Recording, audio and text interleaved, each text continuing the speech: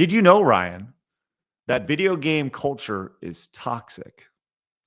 There's a rumor out there about that. I feel like it's been a headline we've seen before a handful of times. I mean, the only thing I would wonder is it a woman saying it? Well, I'm glad you asked because, Oh. yes, it is indeed a woman who is upset. Now, not just any woman. I need to let you know this is gym leader Ash, who is just a girl that loves to gym and game. And she has a Twitch channel, which we'll look at here in just a little bit. Is she a Pokemon fan? Yeah, I don't know. Maybe she's out celebrating today. Maybe she's out getting a little Pokemon Go on here on Pokemon Day. Okay. But here was the video. Did you see this video? I may or may not have seen it. Yeah. Okay, let's see what's going on. I didn't watch the entire thing start to back. I tuned in for about 15 seconds and realized this person has nothing of value to say to me and didn't watch anymore. Yeah, that's what happened to me too yesterday. I saw it on Twitter and I was like, I'm done. As soon as I saw the first zoom in that showed her nose ring, specifically the septum piercing, I don't mind little side of the nose piercing.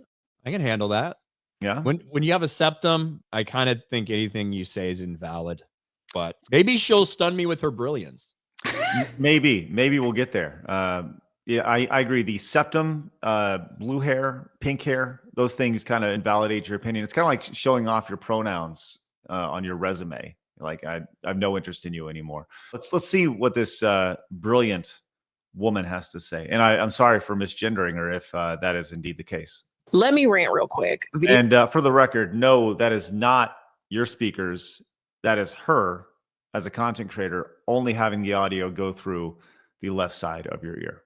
Video game culture is toxic. I've been playing Marvel Rivals a lot lately. I am obsessed with this game. I have been insulted, called everything but a child of God. I have been told that I need to be in the kitchen and I need to be cooking and stop playing games, which is crazy because if you said that to me in person, I'll go in the kitchen and cook, but just don't be surprised if there's something in that food that you may not want to eat. It's annoying being a woman and having on voice chat and you're being insulted and told all of these things and you're being harassed. It's so annoying. And this is something that I am fairly new to.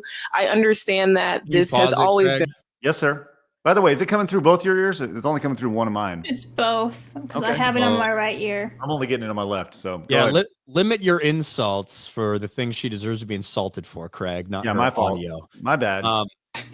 Look, being made fun of in a voice chat or being called out in a voice chat or somebody like talking shit to you over voice chat, I hate to break it to you. It's not just a female only thing. It happens to anyone and everyone.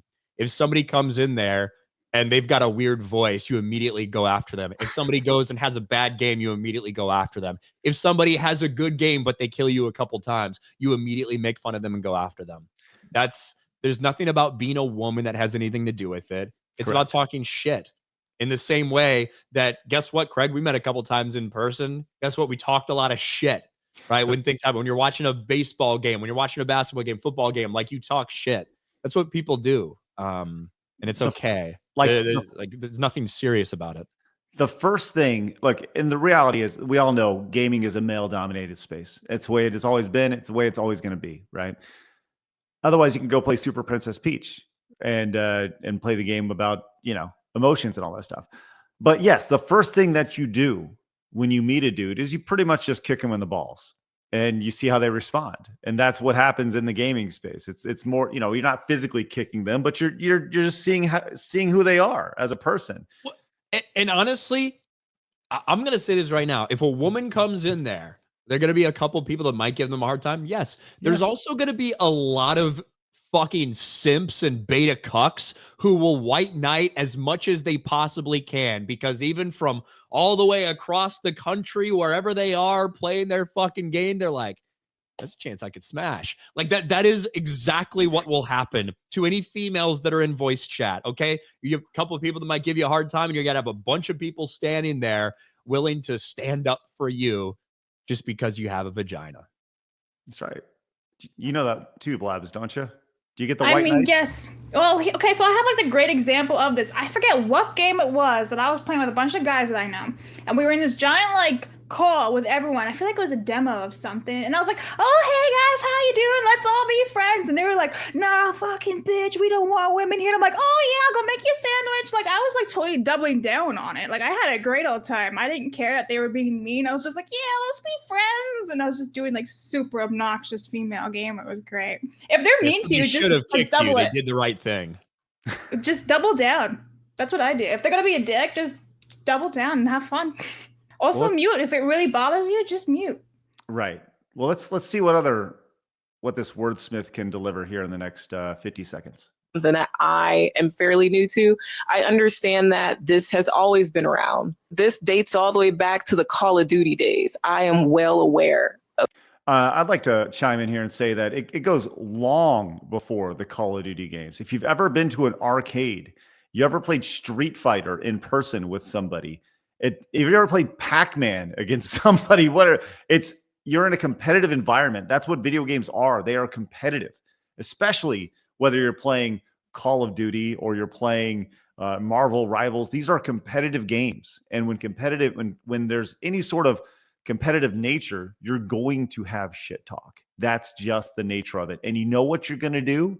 You're going to find the lowest hanging fruit and just flick that ball over and over and over again. You're going to say flick that bean, weren't you, Craig? Ball.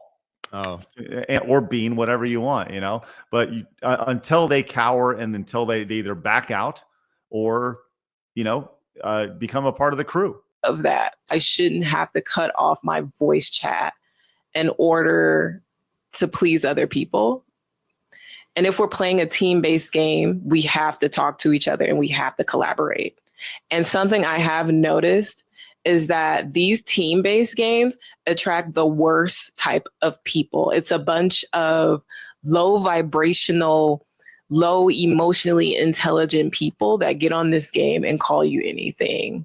Think about what you just said. Low vibrational, low. I don't even really know what low vibrational means unless that is like kind of this like spiritual type of thing. Right. Is that what she's talking about? Listen, the world has bigger problems than low vibrational and low emotional intelligent people. Okay. I'm just saying. Yeah.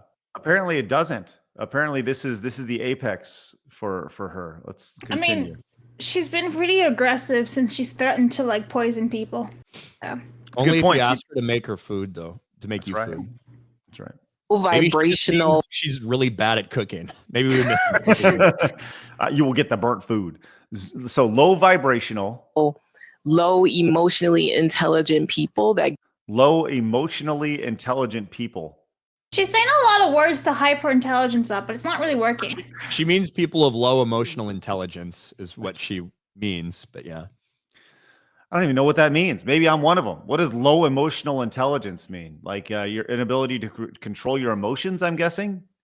To control yours or respect others, yes. Okay. Empathy, I guess. I've not heard this phrase before. All right, let's continue. Get on this game and call you anything. And what gets me is like, I don't want to have to mute because I feel like I'm letting people win. But at the same time, your girl wants to protect her peace. Okay. That's all I wanted to say about gaming culture, y'all. In rant. Okay. So the response to this has been, exactly what you think. And she's doing her best to kind of rile everybody up and get as many eyes on her. You saw Disparu responded down below, says it's not toxic, it's masculine. This is how men talk when they don't want anything from you. F off, right? Savvy came in, says it's annoying being a woman and having another woman act like an HR mom and trying to change an industry because you're a soft little crybaby who has zero emotional control and agency. Video game culture isn't toxic. Go back to your cozy simulators.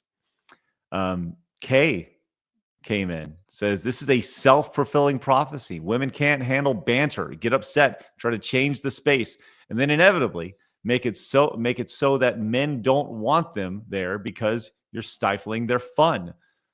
Find like-minded people to play with instead of begging randoms to play by your rules, right? Yeah, that's true. If you're playing with a group of people, like what does it matter? Find your group of women to go out there and get your fucking asses kicked in whatever game you want to play, right? Hey, how dare you? How dare you, Ryan? The women will do great. Probably they're a team of women who are really passionate about Marvel Rivals would probably be better than I am at Marvel Rivals, right? I'm not big into the Overwatch style of those type of games. They're not.